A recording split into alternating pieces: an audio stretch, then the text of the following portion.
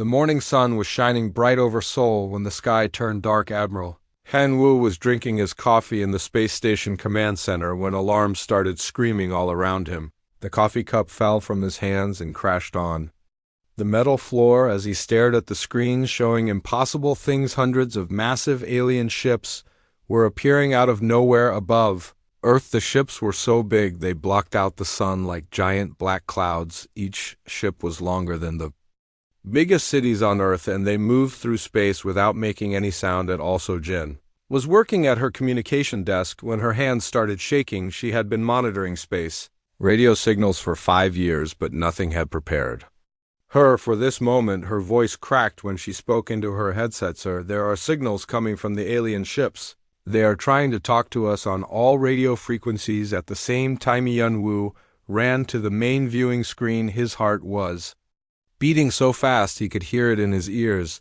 These alien ships looked like nothing humans had ever built. They were smooth and silver with strange blue lights running along their sides. The smallest ship was still bigger than Earth's biggest space station. How many ships are there? He asked while trying to keep his voice steady. So Jin was counting the radar signals, but the numbers kept growing. There are at least 300 ships, sir, and more are still appearing down on Earth. Millions of people were looking up at the sky in shock and fear. The alien fleet was so big, it could be seen from every country on the planet. Children stopped playing in parks. Parents grabbed their kids and ran inside their houses. Cars crashed into each other as drivers forgot to watch the road. Captain Dongmin was flying his fighter patrol near the moon when he saw the alien fleet appear. He had been Earth's best pilot for 10 years, but his hands were shaking as he gripped the controls of his small fighter. His ship looked like a tiny insect compared to the massive alien vessels. This is Captain Dongmin to Earth Command. He radioed back to the space station. I can see the alien fleet from here. They are bigger than anything we have ever imagined. What are your orders, sir? Before Hyun Woo could answer, the main screen flickered and showed something that made everyone on the bridge stop breathing. A tall alien creature appeared on the screen. The creature had silver skin that seemed to glow. With its own light, 4 arms moved gracefully as it adjusted controls that humans could not understand. Its eyes were completely black like deep space. The alien's voice was cold and clear when it spoke in perfect English, as if it had been studying human language for years. I am Commander Vex of the Galactic Dominion. Your primitive species has been selected for integration into our great empire. You have exactly 72 hours to surrender without any conditions or resistance. Yun Woo stepped closer to the screen even though his legs felt weak. What does integration mean? He asked, trying to sound brave. Commander Vex tilted his head as if the question was amusing. Your species will work in our mining operations across the galaxy. Your planet's resources will fuel our continued expansion across the universe. Those who try to resist this process will be eliminated completely. This is not a discussion or negotiation. Dr. Mi Young was in her laboratory studying alien technology samples when the announcement reached her. She was Earth's smartest scientist and had spent years trying to understand if aliens existed.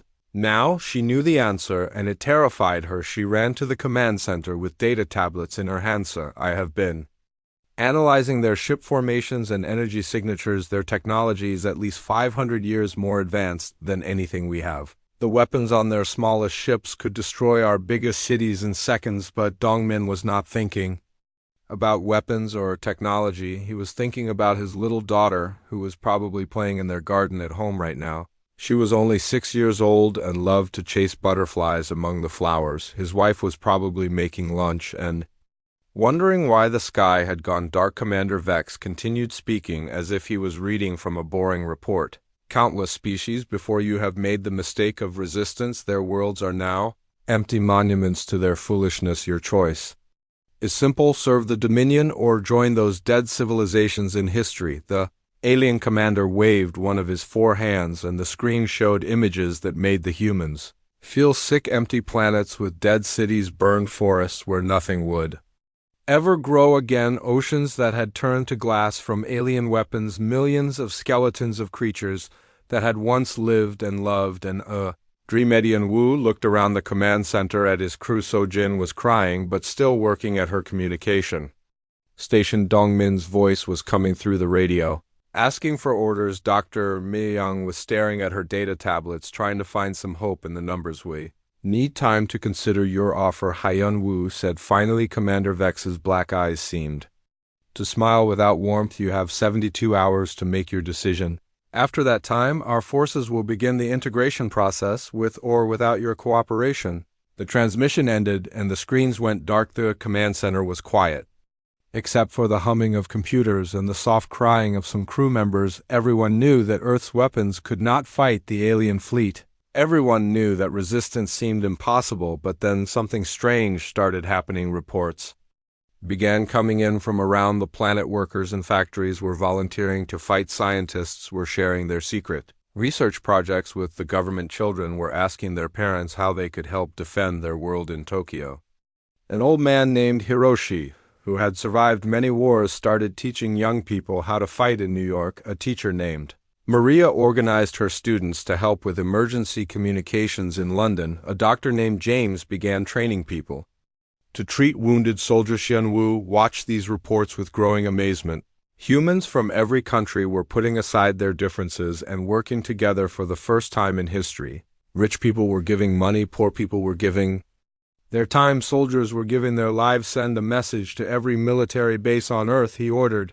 Tell them we need every ship, every weapon, and every brave person ready to fight. And get me connected to the World Council immediately. As the first day passed, something incredible was happening. The alien commander had made a terrible mistake. He had given humanity something they had never had before. A common enemy that threatened everyone equally. For the first time in human history, every person on Earth was fighting for the same thing. Dr. Myeong looked up from her research with tired but determined eyes. Sir, I think I found something in their communication signals. They are all connected to each other like a giant computer network. If we can find a way to break into that network, we might have a chance. Sojin wiped away her tears and spoke with a stronger voice. Sir, messages are coming in from everywhere. People want to fight. They want to defend Earth, even if it seems impossible, Captain. Dongmin's voice crackled over the radio from his position near the alien fleet. Admiral, the enemy ships are just waiting up here. They think we will surrender without a fight. They have no idea what humans can do when we are angry. Hyun Woo looked out at Earth through the station windows. He could see the lights of cities where billions of people lived and loved and hoped. The alien commander thought humans were just another primitive species to be enslaved, but he was about to learn that humans were different from every other species in the galaxy. The countdown had begun. 72 hours to surrender or fight. In those 3 days, humanity would either become slaves or prove that some things are worth dying for. The greatest battle in human history was about to begin. The alien attack began exactly 3 days after their warning with the fury of 1,000 storms. Captain Dongmin led Earth's entire space fleet into battle, but his 300 ships looked like tiny dots against 10,000 alien fighters that screamed through space like angry metal demons. All units, remember what we are fighting for, Dongmin broadcast to every human pilot as laser fire lit up the darkness around them. Every second we buy those people down on Earth matters more than our own lives. Engineer Taeho had not slept for 3 straight days in the orbital weapons factory. His eyes were red and his hands shook from too much coffee, but he kept working on the impossible task of turning human technology into weapons that could actually hurt the aliens. His team had found pieces of a crashed alien probe and were trying to copy their technology. The plasma charges are ready, he reported to Admiral Hyun Woo through his radio headset, but we only have materials to make one shot, so it has to count down on Earth's surface. Dr. Young was making a discovery that would change everything about the war. The alien ships were not just flying together. They were thinking together like one giant brain. Every alien vessel was connected to all the others through invisible signals that move faster than light. If we can break into their communication network, she explained to the Emergency War Council while pointing at her computer screens, we might be able to blind their entire fleet at the same time. The space battle above Earth was more terrible and beautiful than anything humans had ever seen. Human fighters exploded in bright flashes of light as alien weapons tore through their metal hulls, but each human ship that died took several alien fighters with it into the darkness of space. Dongmin's fighter spun and twisted through clouds of burning debris as he chased an alien cruiser that was 10 times bigger than his small ship. His targeting computer was damaged and sparks flew from broken wires, but he kept firing everything he had for Earth, he shouted as his missiles struck the alien ship's energy shields. The shields flickered and went dark, but enemy laser fire cut through his fighter's hull. Like a hot knife through icing, the planet below, millions of people watched the battle through their windows and television screens. They saw their brave defenders falling one by one against impossible odds. They saw the alien fleet slowly pushing closer to their beautiful blue world, but they also saw something the aliens had never expected to see. They saw humans who refused to give up. Young Ji-hoon was only 18 years old and had just finished his military training 1 month ago now. He stood behind a big anti-aircraft gun on the roof of his apartment building as alien fighters swooped down from the sky like hunting birds. His hands shook as he tried to track the incredibly fast enemy ships. "Tell my mom I love her," he said to his little sister over his radio communicator. Then he opened fire with the biggest gun he had ever used. The alien fighters were faster and stronger than anything Earth had built, but they had never faced enemies who fought like their lives and their families and their entire world depended on victory. Every human soldier, every pilot, every person with a weapon became part of a desperate defense that defied all logic. Commander Vex watched the battle from his massive flagship and felt something he had never experienced in hundreds of conquered worlds. He felt confusion. These humans should have surrendered by now. Their ships were being destroyed, their weapons were too weak, their position was completely hopeless, yet they kept fighting. With a fury that made no sense, sir, reported his tactical officer, "We are losing more ships than our computers predicted. These creatures fight like wild animals that have been trapped in a corner." The alien commander's 4 arms moved in dismissive gestures. "Desperation," he said to his crew. "Once we destroy their leadership, they will submit like all the others have done before them." But deep in his mind, a small voice whispered that something was different about these humans, something dangerous. Dr. Mi-young worked frantically in her laboratory while explosions lit up the sky outside. Her windows, she had broken the alien communication codes, but now she needed to find a way to use their own network against them. Her fingers flew across computer keyboards as she wrote programs that had never been written before. "I think I can do it," she told Admiral Hyun-woo through their radio connection. "I can turn their network into a weapon, but I need someone to get close enough to their command ship to upload the virus that is suicide." Hyun-woo replied over the sound of alarms and explosions. "That ship is protected by their entire remaining fleet, then we will have to be creative," Mi-young answered with a smile that would have scared the aliens. If they could have seen it, the plan they created was so crazy that it just might work. Using salvaged alien technology mixed with human engineering, they would disguise one of their ships as a damaged alien vessel. Dr. Mi-young would then sneak aboard the enemy flagship and plant her computer virus directly into their central brain. Pilot Jae-sung volunteered for the mission, even though everyone knew he probably would not come back alive. "My wife and children are counting on me," he said simply and quietly. "That is all the reason I need." The disguised human ship drifted slowly toward the alien flagship while broadcasting distress signals in the alien language that Dr. Mi-young had learned to speak. The aliens were too busy fighting the larger battle to pay much attention to one damaged vessel asking for help. As Jae-sung's ship connected to the flagship, alien soldiers came aboard to help what they thought was one of their own ships, but instead of fellow aliens they found Dr. Mi-young wearing captured alien armor and carrying a computer device that would change the course of the war. "Surprise," she said calmly as she activated her virus upload program. The effect was immediate and more terrible than anyone had imagined. The alien fleet's perfect coordination dissolved into complete chaos as ships began targeting each other, their weapon systems confused about who was friend and who was enemy. The mighty armada that had conquered hundreds of worlds started destroying itself. Commander Vex watched in absolute horror as his invincible fleet tore itself apart. "What have you done?" he screamed at the human woman who now stood on his bridge surrounded by confused alien crew members. "We have given you the same choice you gave us," Dr. Mi-young replied with perfect calmness, "surrender or be destroyed." But the real shock came when the alien commander accessed his ship's database to understand what had happened. The humans had not just defeated his forces, they had been studying and copying Every piece of alien technology they could find, every weapon system, every engine design, every tactical program had been analyzed and improved by human engineers. This is impossible, he whispered to himself. How did you advance so quickly in just 3 days? You made one mistake, Admiral. Han Wu's image appeared on the communication screen. You gave us a reason to evolve. And humans evolve faster than any species in the galaxy when we have something worth fighting. Fourth alien fleet that had seemed invincible just hours before was now retreating in disorder, leaving behind the wreckage of their pride and hundreds of damaged ships. Earth had won its first victory, but everyone knew this was just the beginning of something much bigger. 4 days after the invasion began, something was happening that had never occurred in the history of the Galactic Dominion.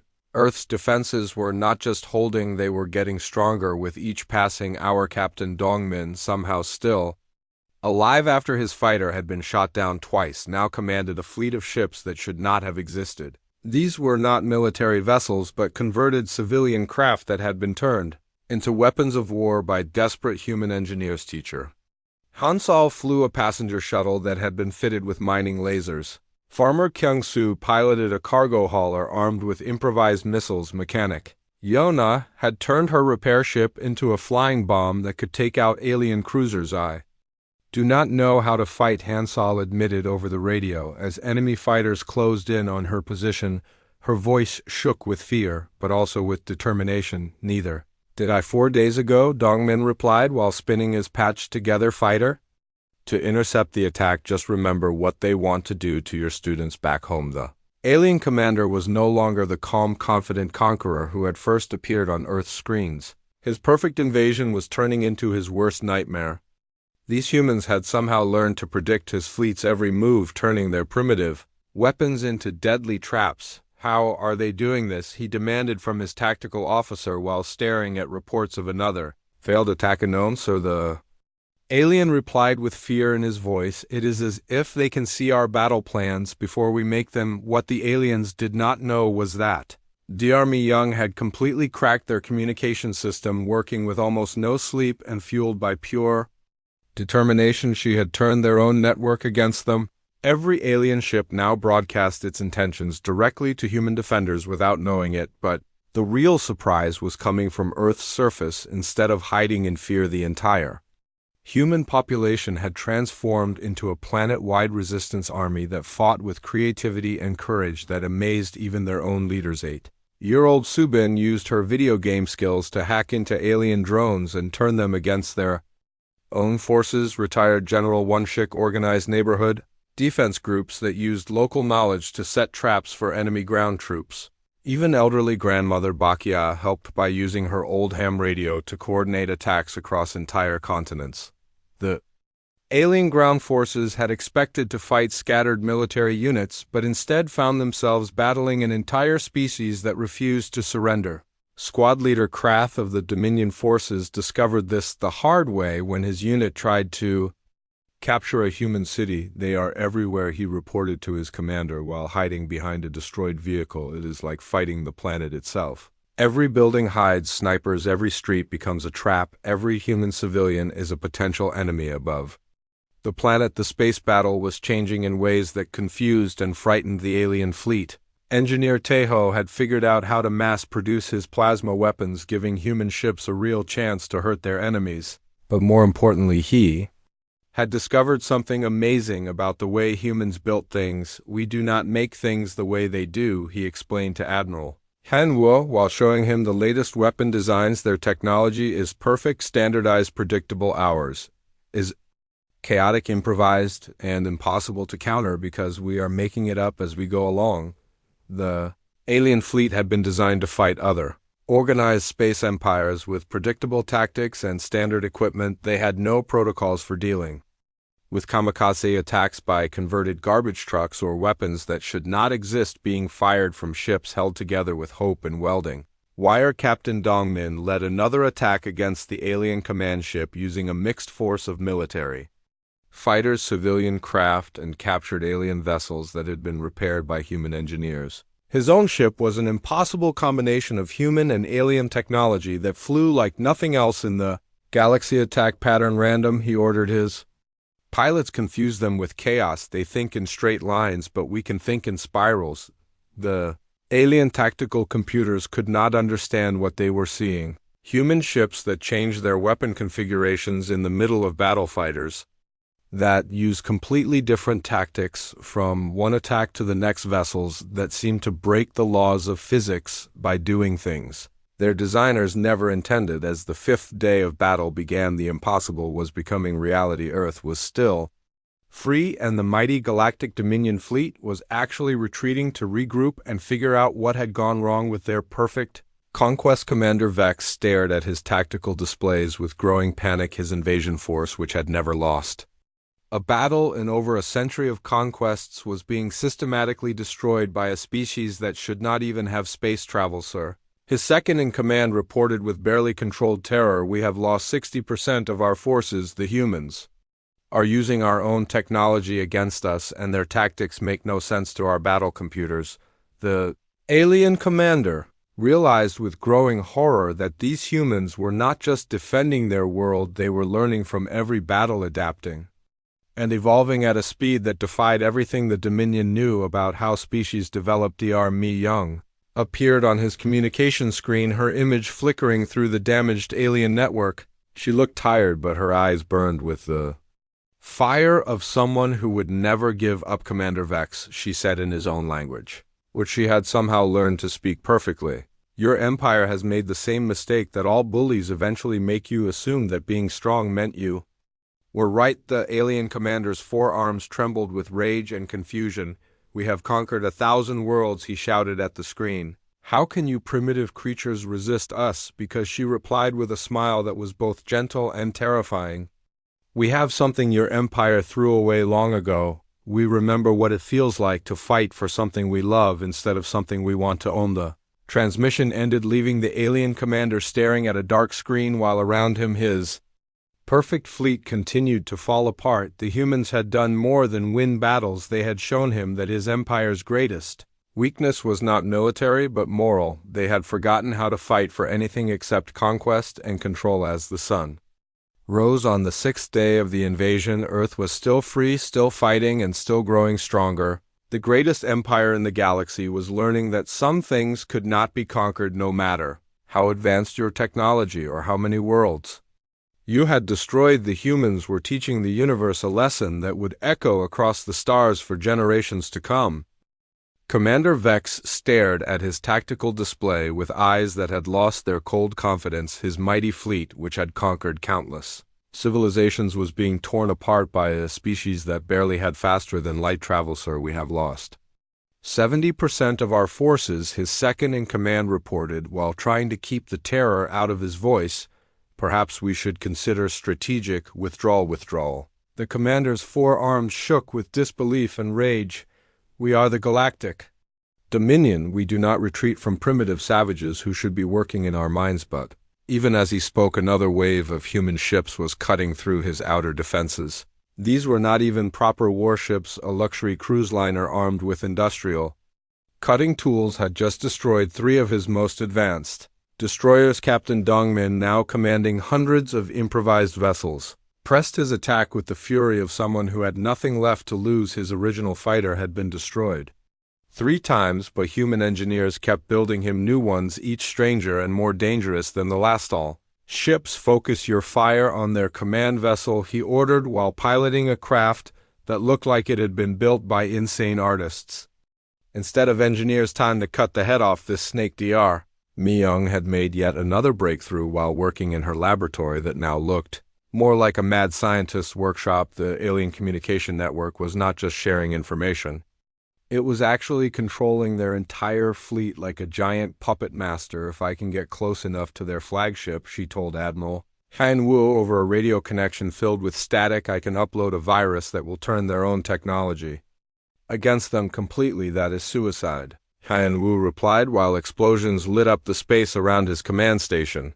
That ship is protected by everything they have left. Then we will just have to be more creative than they expect, she answered with the kind of smile that had been winning impossible battles since humans first learned to fight. The plan they created was so insane that it just might work. Using a combination of captured alien technology and pure human stubbornness, they would disguise one of their ships as a disabled alien vessel. Dr. Mi Young would then board the enemy flagship and plant her computer virus directly into their central control system. Pilot Jae Sung volunteered for the mission, knowing that he would probably never see his family again. My wife and children are depending on me, he said with quiet determination. That is the only reason I need to be brave. The disguised ship drifted toward the alien flagship while broadcasting distress signals in perfect alien language. Dr. Mi Young had not only learned to speak their words, she had learned to think like them. The alien crew never suspected that their rescue mission was actually a trap, as Jae Sung's ship docked with the massive alien vessel. The enemy soldiers who came aboard expecting to help fellow warriors instead found themselves face to face with Dr. Mi Young, wearing captured alien armor and carrying a device that would end their empire's perfect record. Surprise, she said with deadly calm. As she activated the virus upload, the effect was immediate and more devastating than anyone could have imagined. The alien fleet's flawless coordination collapsed into total chaos as ships began targeting each other, their weapon systems confused about who was friend and who was enemy. Commander Vex watched in absolute horror as his invincible armada destroyed itself. What have you done to us? He screamed at the human scientist who now stood calmly on his bridge. We have given you exactly what you gave us, Dr. Mi Young replied without any emotion at all, the choice to surrender or die. But the real shock came when the alien commander accessed his ship's database to understand how this disaster had happened. The humans had not just defeated his forces, they had been studying and copying every piece of alien technology they could capture. This cannot be possible, he whispered while staring at data that made no sense. How did your species advance centuries of development in just 1 week, Admiral? Haiyan Wu's face appeared on the communication screen, his expression grim but victorious. You made one critical error, Commander. You gave us something we had never had before. A reason to unite every human on Earth behind a single cause, the alien. Commander realized with growing terror that these humans were not like any species his empire had ever conquered. They did not just adapt to new situations, they evolved in real time, becoming something new and dangerous with each passing day. Dr. Mi Young continued speaking while her virus spread through every alien system. Your empire rules through fear and overwhelming force, but you never learned how to fight against people who are not afraid to die for something they love around them. The alien flagship shuddered as its own weapon systems began firing randomly. The perfect technology that had made the Dominion invincible was now tearing their ships apart from the inside. We surrender, Commander Vex said, the words he had never spoken in over 2 centuries of conquest. We will withdraw from your system and never return. Dr. Mi Young shook her head slowly. That is not enough, Commander. Your empire has enslaved and destroyed thousands of species across the galaxy. It is time for that to end. The alien commander looked at her with confusion and growing fear. What do you mean? She smiled with the expression of someone who held the fate of the galaxy in her hands. We are not just defending Earth anymore. We are going to free every world your empire has conquered, and we are going to teach every enslaved species how to fight like humans. As the alien fleet retreated in disorder, leaving behind wreckage and broken dreams, Commander Vex realized that his empire had awakened something that would never stop hunting them. These humans had tasted victory, and now they wanted to share that taste with every oppressed species in the galaxy. The age of the Galactic Dominion was ending, and the age of human-led liberation was about to begin. The greatest military force in the galaxy had just learned that some enemies become more dangerous when you try to destroy. The Earth was no longer just defending itself, it was preparing to export the most dangerous idea in the universe to every corner of the galaxy, the idea that freedom was worth fighting for no matter what the odds. The remaining alien ships fled Earth's solar system, but they carried something more dangerous than any weapon: the knowledge that humanity was not the weak species they had expected. Captain Dong Min, now commanding a fleet that mixed human creativity with captured alien technology, pursued the retreating enemy like a hunter chasing wounded prey. Sir, we are receiving distress signals from other worlds, Officer So Jin reported from her communication station. Her voice carried new confidence after Surviving the impossible battle for Earth. The first message came from a planet called Kepler 442b, where a species called the Vorthak had been enslaved by the Dominion for over 50 years. Their leader, a brave individual named Zeph, managed to send a desperate plea across the galaxy using hidden transmitters. "We heard about your victory against the Dominion fleet." The alien's translated voice carried hope for the first time in decades. "Can your people help us fight back against our oppressors, Dr.?" Mi-young studied star charts in her laboratory that now looked like a war planning center. "It is 12 light years away. With our new engines that combine human engineering with alien technology, we could reach them in 2 weeks." Admiral Hyun-woo looked at the data with the eyes of someone who had learned that impossible things could become possible. "Are we ready to take this fight beyond our own solar system?" The answer came from an unexpected source all across Earth: millions of humans were volunteering for interstellar military service. Factory worker Bong Ho, retrained as a starship engineer. Teacher Hansol became a specialist in alien communication systems. Young Ji-hoon, who had started the war manning an anti-aircraft gun, was now piloting his own fighter craft. "We are not just defending Earth anymore, Captain," Dongmin realized while looking at reports of human volunteers. "We are defending the idea that no species should have to bow to tyrants." The journey to Kepler 442b revealed just how vast and terrible the galactic dominion really was. They passed dozens of worlds, each one stripped of its natural resources and its population enslaved or eliminated, but they also discovered something that gave them hope: resistance. Movements on every single planet. The Dominion ruled through fear, Dr. Mi-young observed while studying intelligence reports, but fear only works when no one fights back. "We have shown the galaxy that it is possible to win against impossible odds." When the human fleet arrived at Kepler 442b, they found a world wrapped in chains. Massive alien factories covered the landscape like metal tumors, while the native Vorthak labored under the watch of Dominion overseers who carried weapons that could kill with a single shot. "There are over 50 Dominion warships in orbit," reported Tactical Officer Kyung-soo. "They are using the planet as a shield against our attack. Then we will have to be more clever than they expect." Dongmin smiled with the expression of someone who had learned to turn disadvantages into weapons. "Good thing we are human." The battle for Kepler 442b was unlike anything the galaxy had ever seen. Instead of attacking the Dominion fleet directly, the humans used their greatest weapon: the ability to inspire others to fight for their freedom. Engineer Taeho, now leading a team of engineers from multiple species, had created something revolutionary: weapons that could be built by any species using materials found on their own worlds. The age of the Dominion's technological advantage was ending. "We do not build perfect weapons," he explained to Zeph and the other Vorthak resistance leaders. "We build weapons that work and can be improved by anyone who uses them." While the human fleet engaged the Dominion ships in space, something amazing was happening on the planet's surface. The enslaved Vorthak were rising up using improvised weapons and tactics taught to them by human advisors. The Dominion ground forces found themselves fighting on multiple fronts at once. Their perfect training and advanced equipment meant nothing against enemies who fought with the desperation of people who had nothing left to lose. Young Subin, who had started the war as an 8-year-old hacker, was now coordinating resistance cells across multiple planets using communication networks that the Dominion could not break. Her childlike creativity had become a weapon that confused alien tactical computers.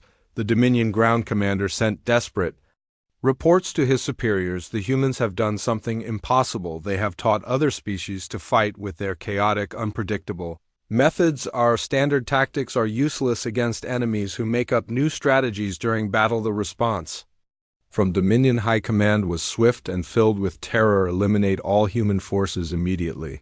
This infection of resistance cannot be allowed to spread to other worlds." But it was already far too late. Across the galaxy, enslaved species were beginning to remember what freedom felt like, and they were learning that even the mightiest empire could be defeated by people who refused to surrender. Zeph stood on a hill overlooking his liberated city while human and Vorthak engineers worked together to build weapons from the wreckage of Dominion factories. "For 50 years, my people believed we were too weak to resist," he said to Captain Dongmin, you have shown us that strength comes not from superior technology but from the willingness to fight for something greater than ourselves. Dr. Mi Young was already planning the next phase of their galactic liberation campaign.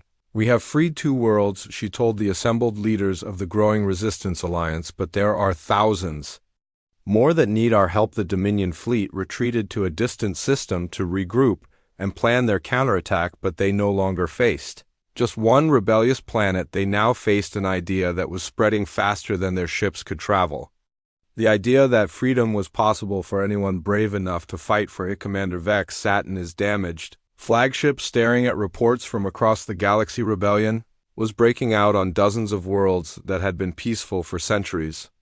The humans had not just defeated his fleet, they had awakened something that would destroy his empire from within. Sir, his tactical officer reported with barely controlled panic. We are receiving reports of uprisings on 47 worlds. The humans are somehow coordinating resistance movements across the entire galaxy. The alien commander realized with growing horror that these humans had turned war itself into something new. They did not just fight battles, they fought for ideas that spread from world to world like a virus that infected entire populations with hope. The age of the Galactic Dominion was ending, and something new was being born in its place. An alliance of free worlds that would soon span the galaxy, united not by conquest, but by the simple human belief that every species deserved the right to determine its own destiny. 2 years after the first alien ships appeared over Earth, the galaxy was completely transformed. The Galactic Dominion, which had ruled unopposed for over 1,000 years, was now nothing more than scattered remnants hiding in the darkest corners of space. Admiral Hao Wu stood on the bridge of humanity's flagship, the Indomitable, watching as delegates from over 200 different species gathered for the first meeting of the Galactic Liberation Council. The diversity was breathtaking. Crystalline beings from distant nebulae, gaseous entities that communicated through color changes, and dozens of species that had never been allowed to speak for themselves. The Dominion has requested negotiations, Captain Dongmin reported from his position as Earth's chief military coordinator. They want to discuss terms of complete surrender. Dr. Mi Young laughed while adjusting the universal translator that allowed all these different species to understand each other. They still do not understand what we have built here. The truth was that humanity had done something unprecedented in the history of the galaxy. Instead of replacing the Dominion's empire with their own, they had created something entirely new, a voluntary alliance of free worlds that govern themselves through cooperation rather than conquest. We are not here to rule anyone, Admiral Hein Wu had explained to each newly liberated species. We are here to make sure that no one ever has to face extinction alone again. The former Dominion commander, now a prisoner awaiting trial for crimes against entire civilizations, still could not understand what had happened. You could control the entire galaxy, he told his human guards during one of his interrogations. Your military technology, your battle tactics, your ability to unite different species, they are superior to anything we ever developed. That is exactly why we will not, replied Engineer Teho, who was now working on projects to share advanced technology freely among all Alliance members. Power corrupts everyone who holds it, but responsibility shared among friends makes everyone stronger. The changes were already visible across the galaxy. Worlds that had been industrial wastelands were blooming with new life as their people rebuilt according to their own dreams rather than alien demands. The Vorthak were creating beautiful art from the ruins of Dominion factories. Crystalline engineers were developing new forms of space travel that used harmony instead of force. Young Ji-hoon, now a veteran pilot despite being only 20 years old, was training recruits from dozens of different species at the new Galactic Defense Academy on Earth. The Academy's motto was simple: strength through unity, and its graduates carried that message to every corner of the galaxy. Teacher Hansol had established the first interspecies university where young beings from across the galaxy learned together in classrooms that would have been impossible just 2 years earlier. Human children played games with alien classmates while learning that diversity made everyone stronger. We are not the same species that was hiding on one small planet, Dr. Mi Young observed during a council session where Representatives from 300 worlds were planning joint scientific projects. We have become something new, something better. The galaxy's new constitution, written in over 500 languages, was based on principles that humanity had learned. Through centuries of struggle, every species had the right to determine its own future. Every world had the right to govern itself. Every individual had the right to live free from fear. But the most remarkable change was in humanity itself, the species. That had once fought wars over small differences had become the galaxy's greatest advocates for cooperation and understanding. Captain Dongmin now commanded fleets that included ships designed by dozens of different species working together. We have learned something important, he told a gathering of young officers from across the galaxy. War is not about destroying your enemies. It is about protecting what you love, and when you fight to protect others, you become stronger than any weapon. The new galactic communication network, built using technology shared freely among all Alliance members, carried a daily message to every world in known space. It was broadcast in thousands of languages, carried by every form of technology, and delivered with the authority of hundreds of united species. The age of empires is over. The age of cooperation has begun. Any force that threatens the freedom of any world will face not just local resistance, but the combined might of the entire free worlds. Alliance, this is our promise, and this is our warning. The message was signed simply the Free Worlds Alliance, and it carried the seals of species that had once been mortal enemies, but were now working together to build something better than any empire. In the depths of space, on worlds not yet discovered, other species received that message and felt something they had never experienced before. Hope. The galaxy had finally learned what humanity had always known deep in their hearts. The strongest force in the universe was not technology or weapons or the ability to conquer others. It was the simple belief that everyone deserved the chance to live free, and that together anything was possible, even things that seemed impossible. Commander Vex spent his final days in a comfortable prison on Earth, where he was treated with more kindness than he had ever shown to his victims. He studied human philosophy and history, trying to understand how such a young species had accomplished what his ancient empire could not. In his final report, he wrote words that would be studied by historians for generations to come. The humans did not defeat us through superior force. They defeated us by showing the galaxy a better way to live. They proved that strength comes not from the ability to destroy, but from the willingness to protect and nurture life. When other species saw what humans were willing to sacrifice for strangers, they wanted to become part of something greater than themselves. The Dominion ruled through fear, but humans led through hope, and hope, he concluded, is the most powerful force in the universe. The galaxy would never be the same. The age of conquest was over, and the age of cooperation had begun, all because one small blue planet had refused to surrender and had shown the universe that some things were worth fighting for, no matter what the odds. Years later, when young beings across the galaxy learned about the Great Liberation, they would always ask the same question: how did the humans know they could win against such impossible odds? The answer was always the same: they did not know they could win. They simply knew that some things were worth fighting for, even if victory seemed impossible. And sometimes when you fight for something greater than yourself, the impossible becomes inevitable. The galaxy was free, and it would stay free as long as there were beings willing to remember that freedom was not a gift to be given, but a right to be protected by everyone who believed in it. The humans had taught the galaxy its greatest lesson, that together, everyone was stronger than anyone alone.